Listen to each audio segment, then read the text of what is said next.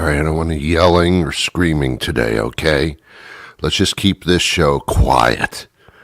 Nobody do anything. Nobody coughs during this show. Nobody sneezes. I want things to be mellow and peaceful and nice. So don't do anything that's going to annoy me. On the air everywhere, this is New England Broadcasting. Shh, quiet. Welcome to the Ron Van Dam Show. Hold on tight. Things can get a bit weird, if you like that sort of thing. Stop breathing so loud. Whatever. Shh, quiet.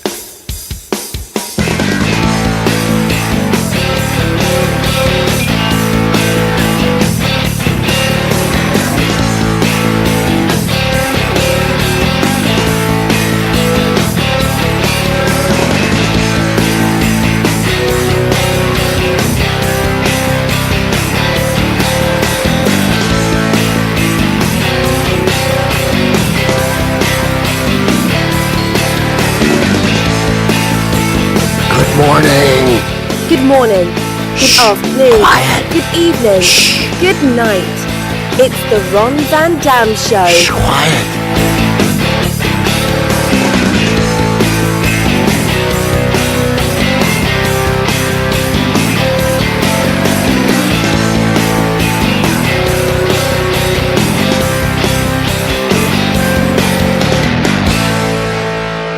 Sit back, relax, grab a cup of coffee, a cup of tea, whatever your liquid libation may be in the morning, and join us as we take a look at the world around us. As much as it's a pleasure to be with you, the pleasure is actually all yours. And now, here's your host, Ron Van Dam. Thank you, Julie. Please be quiet. Please be quiet. Please be quiet. Please be quiet. Please be quiet. Please be quiet. Please be quiet. Please be quiet. Shh. Please be quiet. Okay, I'm sorry. Thanks. God, what does it take? Hey, welcome to the program. Thank you for being here. Shh. If you have nothing to say, then be quiet. Well, I have something to say. I'll be here for a little period of time. I'm not going to take up too much of your time today. I know you have things to do. You know, in many states in this country, you can vote early, like at 2 a.m. Is that what that means? I don't think so. You don't have to wait till Election Day to vote. You can kind of vote now in many states by going to your town hall or some selected location, like the men's room at Arby's. They have voting. Oh, they have voting. Oh, they have voting. And they have the meats. Okay. Anyway, shh, quiet. Anyway, oh man, I still have these allergies. I don't understand. I'm going to have to make an appointment with my doctor.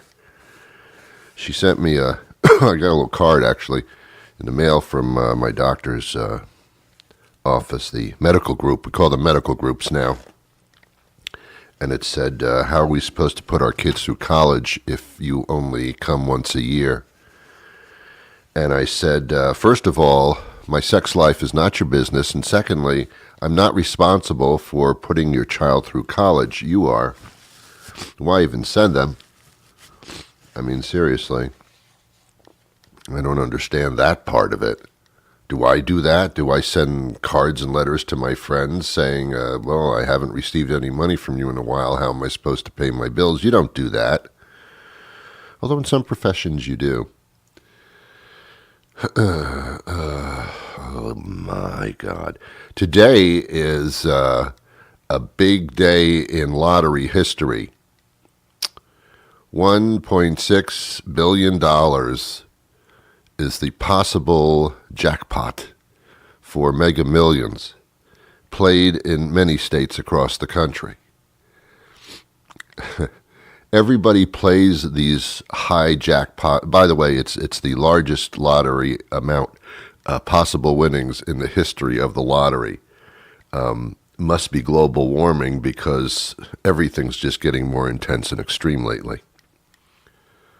I don't mean that sarcastically. I'm serious. Anyway, your chances of winning the lottery are 1 in 302 million. 1 in 302 million.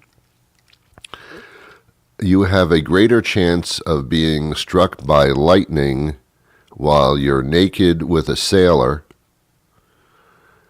You have a greater chance of being eaten by a shark in your bathtub than you are winning the lottery. You have more of a chance of dating your sister than you do of winning the lottery. Actually, those odds are better for the lottery. There's a lot. The odds are ridiculous. You have a better chance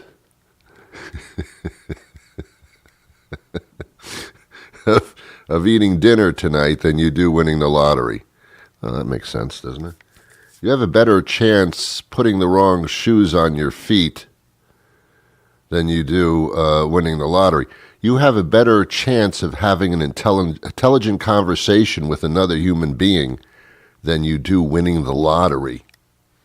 You have a better chance of eating spaghetti for dinner tonight than you do of winning the lottery.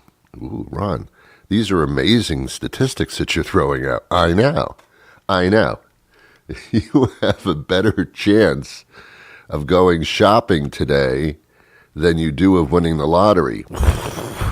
The numbers are that much against me? Yes, they are. You have a better chance of breathing than you do of winning the lottery. Okay, that drives the point home. Well, it's true. It's true.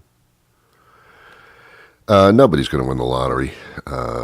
Let's face it, nobody ever will win the lottery again.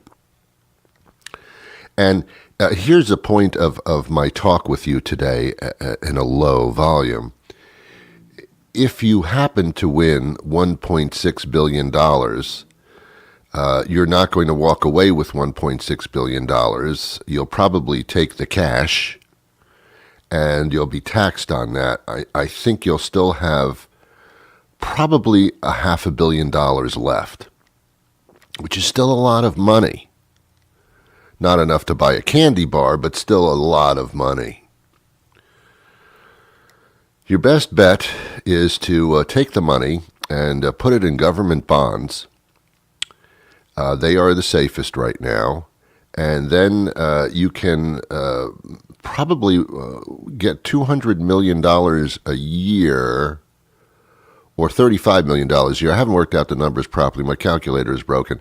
And not even touch the money that you put into the bonds. So that would be the best thing to do. But here's the problem. Winning the MegaMillions jackpot will ruin your life. Not make it better. It will end your life.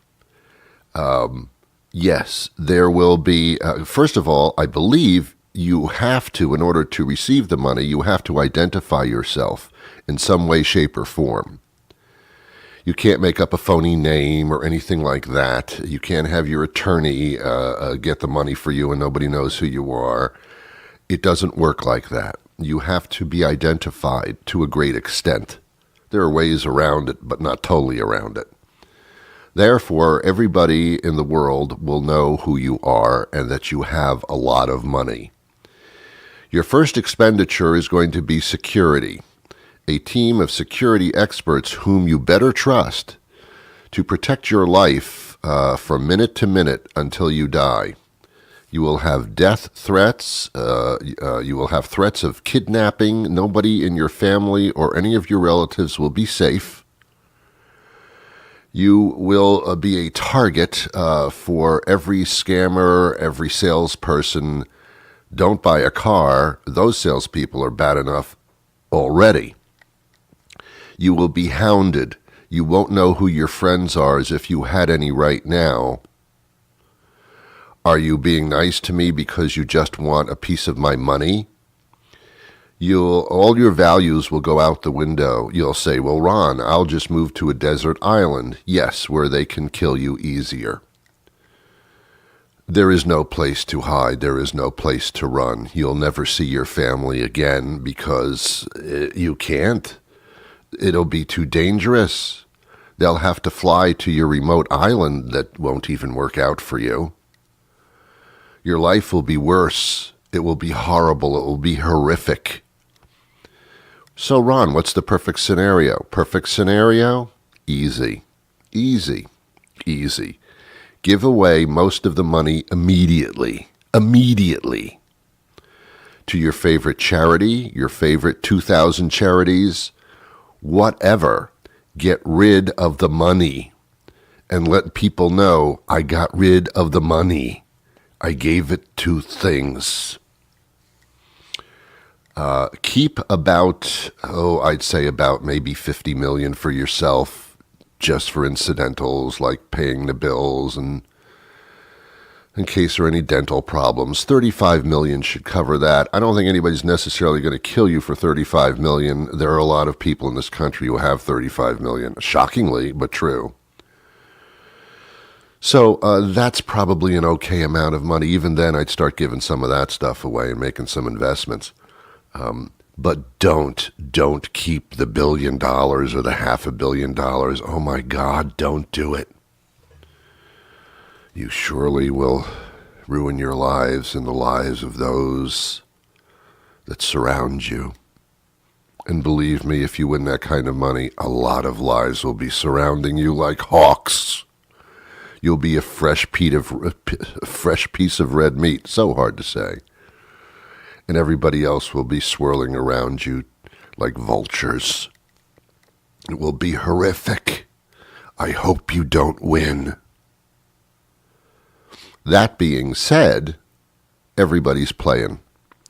Everybody's playing because they don't heed my warnings. Nobody ever listens to me. What's the difference?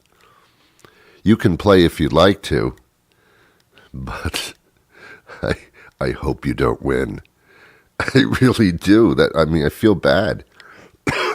There are other prizes. You can win $1 million or $2 million. That would be fantastic. But the 1.6 billion, you better hope you don't win. Oh, you better hope. I believe you have a year to cash it in. You have a year to identify yourself, to come forward, so to speak, to come out of the closet. You might be able to make some financial arrangements somehow, but you better figure it out. It will be a full-time job. If you won $1.6 billion, would you quit your job? Yeah, probably, because you can't go to work anymore. I mean, you can't. The news people and the public and you wouldn't make it to work. You just wouldn't make it to work. I'll tell you one thing. If I won $1.6 billion, I would never walk into a Dunkin' Donuts, ask for a cup of coffee, and they say, that's $2.95. I would not respond by saying, this is bullshit. I think I just pay the $2.95. I think that would change my attitude toward paying for coffee from these places. Beyond that, winning 1.6 billion wouldn't change me as a person. Oh, really? Oh, really? I'd become even more grumpy. Ron, wouldn't you be a happier person? No, you'd all be out to get me. I'd be paranoid. Anyway, so I hope you lose. I really do. I hope you lose. As Americans, I believe that we hope the worst for people that are happy. You know, really. I feel that way about Kim Kardashian. I loathe her. I wouldn't harm her, but I loathe her. She didn't do anything, really. Her father died, and he was a very wealthy attorney. And they just inherited all the money. And they knew how to market themselves, I guess, and get a television show about nothing. And good for them. But now they have more money, and I don't like that. I don't believe people should have money for no reason. If it's handed down to you, that's fine. Then take the money and shut up. Shut up, by the way, is the theme of today's show. But don't take all the money and then walk around like you earned it, because you didn't. Kim Kardashian started a clothing line. Donald Trump started the real estate business. How did these people do it? With their daddy's money. They wouldn't have had the capital to start their own business. And Donald Trump wasn't given $1 million by his father. His father bankrolled everything. Donald doesn't know what the hell he's doing, except how to appear in bankruptcy court. Come on, give me a break. Anyway, I'm not going to make this a political program. I hope you don't win tonight. Go buy a ticket. I hope you don't win. Play something that's a little bit less impactful, and you'll be better off. The odds will be more in your favor. Remember, I told you all the odds at the top of the show. You have more of a chance of drinking a cup of coffee out of a styrofoam container than you do winning the lottery. That's a fact. You have more of a chance of wearing pants while you're outside today than you do winning the lottery. Check it out. That's the truth. What would you do without me? Think about that for just a second. Your life, would it be any different? No, it'd be better. The 3 sweetest words in podcasting? Ron Van Dam. Wow. Gave myself a little erection saying that one. And I forgot to turn off the microphone.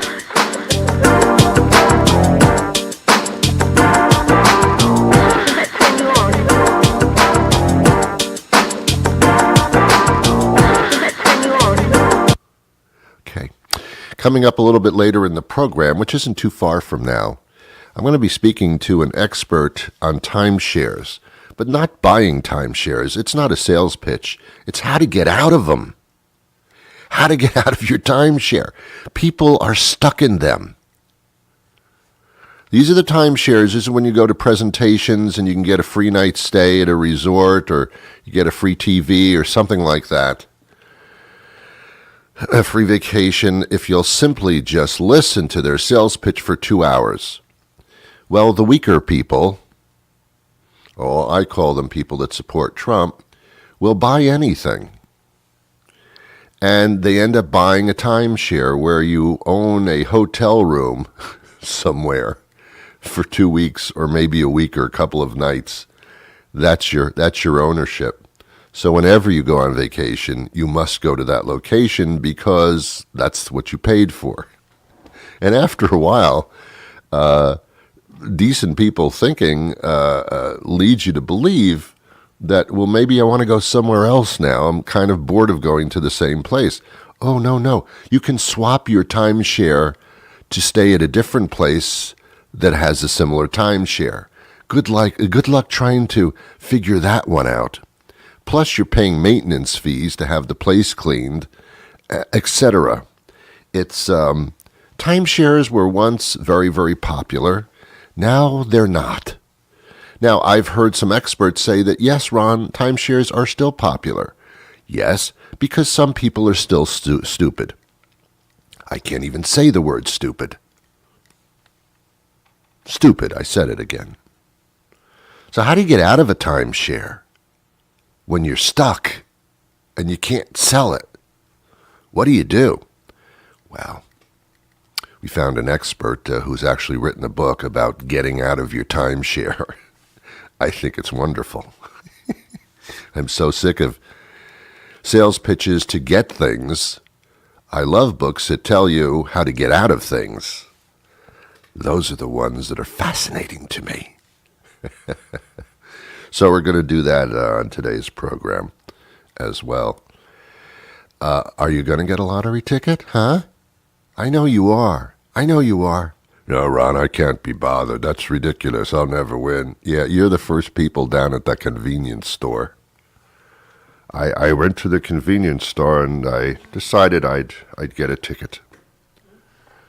Yeah, right. Yeah. Yeah. See, this is a strange lottery because in your mind you can't come up with all the things you would do with $1.6 billion. Because there's too many things. It's just you can't even dream because you don't know what to dream for. You have no idea. And again, you're not going to walk away with $1.6 billion. You're going to take the cash payout. And you're going to end up with about $500 million. What to do? What to do with $500 million? Let's see. I don't even know how many zeros are in a billion. They just do 1.6 billion because no one can write all those zeros out. You can't. Your arm would get tired by the time you finish writing all those zeros down. I can't even fathom this. To me, it's odd. It's odd. It's very, very odd that we live in a country. That's odd itself these days.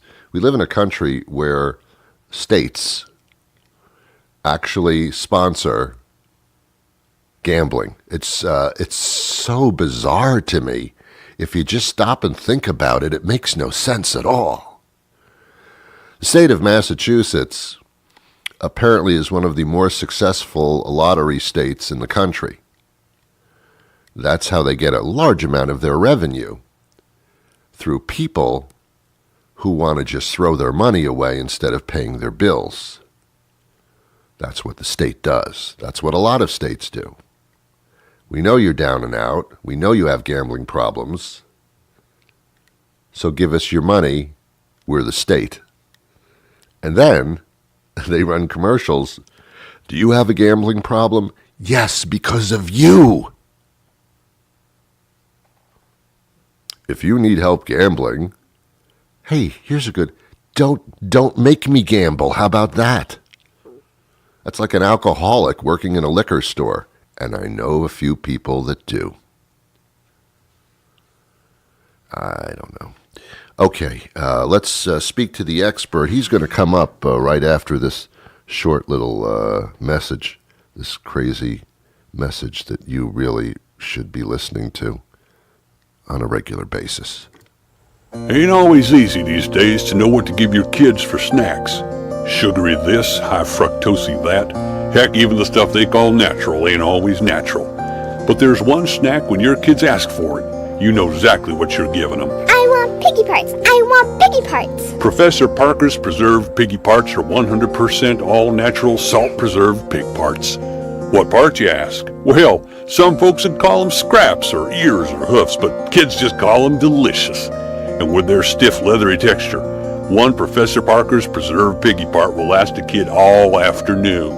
That's what we call value.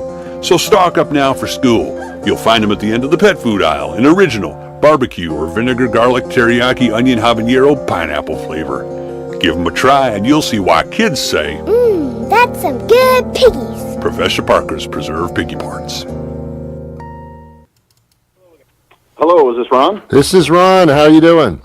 Hey, good morning, Ron. Good. How are you? Good. Gordon Newton joins us now, and we're talking about, timeshares, which is interesting stuff. You are the exit industry expert, which is a different title because, oddly enough, with timeshares, which goes back how many decades does timeshares go back? It was new, and now it's not new. Yeah, it's a crazy industry, and it's a very cottage industry for timeshare exit, right? I mean, who would think that you would have to actually pay to end one's timeshare ownership? Yeah. Yeah, it was almost like it's marketed as being the dream, and then when you want to sell your dream, it's not so dreamy anymore, which is interesting. That's right. Interesting. Yeah, okay. Look, like anything else, timeshare has a life cycle to ownership. Mm-hmm. When you've got your margarita in hand and you're siding on the dotted line, and everything sounds great, and you plan on using this thing forever. The life cycle will come to an end eventually. And that's where people are never at greater risk than when they've decided to end their timeshare ownership. There are a lot of scams out there, which is why I wrote the Consumer's Guide to Timeshare Exit. Well, anytime you get phone calls day and night about timeshares, there's something to be a little cautious about. But it's a very attractive commodity, but again, difficult to get out of. And I do know a lot of people that they need an exit strategy, and that was never presented to them, really. Well, yeah, I mean, look, it's, when you're sitting down, again, margarita in hand, you're excited. Yeah. It's not only what they did tell you, but it's perhaps just as important what they didn't tell you. Right. I'd say the number one thing I'd tell timeshare owners out there is that to help prevent you from getting scammed is you must know, you must understand what you actually own. And in fact, it's not an asset, but it is a liability. And that, in part, is what makes it so difficult to sell your timeshare when you've reached the end of your timeshare ownership, along with a few other factors as well, too. So is it indeed a contract situation, or is it indeed difficult to unload a timeshare to another party? Yeah, you'll see there's about 9.2 million timeshare owners in the United States, and it's been estimated at any given time there's roughly 1 million timeshare owners that have reached the end of their life cycle with their timeshare ownership. I see. And you'll see many of them listed on eBay or Craigslist for free or for $1. And these are timeshare owners that are just looking for somebody to take over their obligation, their maintenance fee payments, their special assessments, know. Is it that the timeshare industry has waned, and there aren't that many people to replace your situation? Is that what it is? No. No, in fact, the timeshare industry itself is actually seeing a bit of resurgence. Really? They just sold $9.2 billion worth of timeshares last year. The issue there is, without getting too much into the weeds, is that the resorts want to be the only ones that can actually sell these things. Some resorts have actually taken steps to devalue timeshares on the resale market because really they're in competition, and you'll see some of that information in the Consumer's Guide update. Is this a fairly common situation where there are simple answers, or is every timeshare like a snowflake? Every timeshare can be a different situation. That really is a good question, Ron. Yeah, it really depends on each individual timeshare. I mean, depends on the time of year that you own, where you own. Each timeshare is about 1,500 timeshares in the United States. Average 130 rooms per timeshare, I believe, is the industry average, and all of that weighs in. Of course, your individual timeshare story as well too. Yeah. Were you, what were you told during your timeshare sales process? Did they feed you alcohol? That sort of thing. Wow, and the answer is always yes. Most cases, yes. Right. Hey, I wish someone would write a book, like maybe titled "The Consumer's Guide to Timeshare Exit." That would be really handy if someone could do that. Wouldn't that be something, Ron? Yeah. Yes, we, and we're really proud of that because that is a culmination. We've been in this industry for well over a decade, and it really is a culmination of our experience and what we've learned. And unfortunately, for timeshare owners, they're never more vulnerable at greater risk than when they've decided to end their timeshare ownership. And so many people have come to us over the years and said, geez, I really thought I did my homework. And, I thought they were a reputable organization only to lose more money and at the end of the day still own their timeshare. So, we're excited about getting that information out to consumers to help. And indeed, the publication is called The Consumer's Guide to Timeshare Exit. And in my mind, it's not only that, but it's also an education for those that may be thinking of going into a timeshare to see what can happen.